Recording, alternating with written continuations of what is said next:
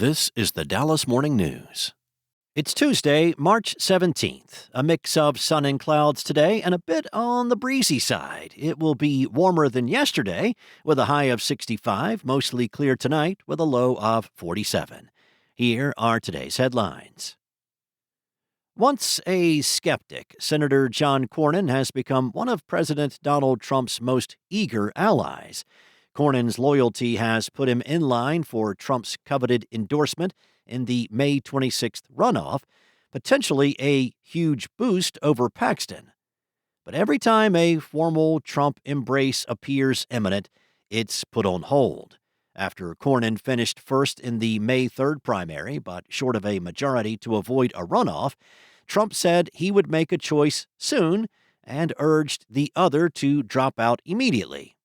Many Republican leaders view Cornyn as far more electable than Paxton and fear a November loss in Texas could threaten the GOP Senate majority, even as MAGA activists push Trump not to support him.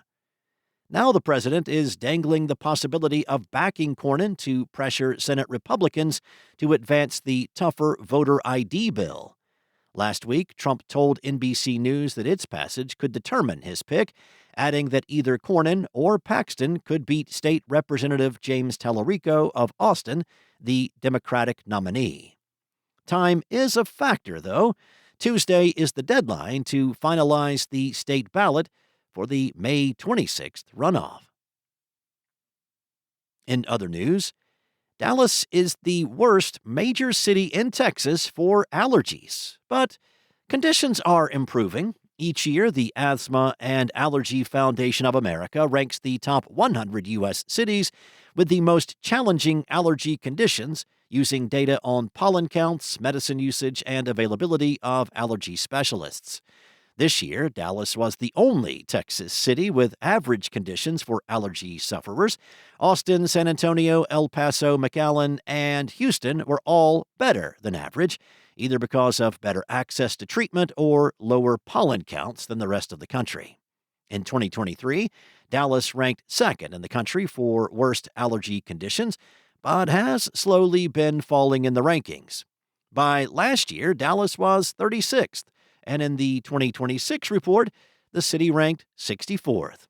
Additionally, no Texas cities made the top of the list nationally, with most in the bottom 20%.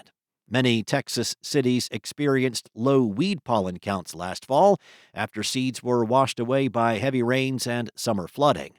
The most prevalent types of pollen vary, with tree pollen most common from February to April, grass pollen prevalent from April to early June, and weed pollen from August until the first hard frost. Next up, students will soon be able to study at Texas A&M University's new Fort Worth campus. The downtown campus, which broke ground in 2023, is opening its first building and starting classes this fall. The campus will house degree-granting programs from Texas A&M University and Tarleton State University, which is part of the A&M system. Texas A&M Corpus Christi's Center for Advanced Aviation Technologies will have a research presence, and 6 state agencies will be on campus as well. Officials say the campus will help fill the region's growing talent and research needs by collaborating in key area industries, including healthcare, aerospace, and media and entertainment. Fort Worth, Tarrant County, and Texas A&M leaders are also working to build a mixed-use innovation district around the campus that will connect companies with the university, startups, and other businesses to foster economic development. And a federal judge on Monday temporarily blocked federal health officials from cutting the number of vaccines recommended for every child, and said U.S. Health Secretary Robert F. Kennedy Jr. likely violated federal procedures in revamping a key vaccine advisory committee.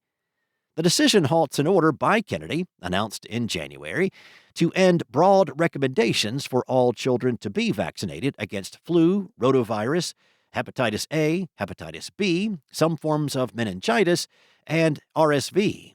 A number of leading medical groups raised alarms that the vaccine recommendation changes made under Kennedy would undermine protections against a half-dozen diseases. And the American Academy of Pediatrics and some other groups amended a lawsuit they had filed in July, asking the judge to stop the scaling back of the nation's childhood vaccination schedule. The original lawsuit, in federal court in Boston, focused on Kennedy's decision to stop recommending COVID-19 vaccinations for most children and pregnant women. Thanks for listening. For more on today's stories and the latest breaking news, visit dallasnews.com. And don't forget to check out the Dallas Morning News Rewards Program for our virtual events. For more info on upcoming events, visit rewards.dallasnews.com. Enjoy your day, and I'll be back tomorrow with more from the Dallas Morning News.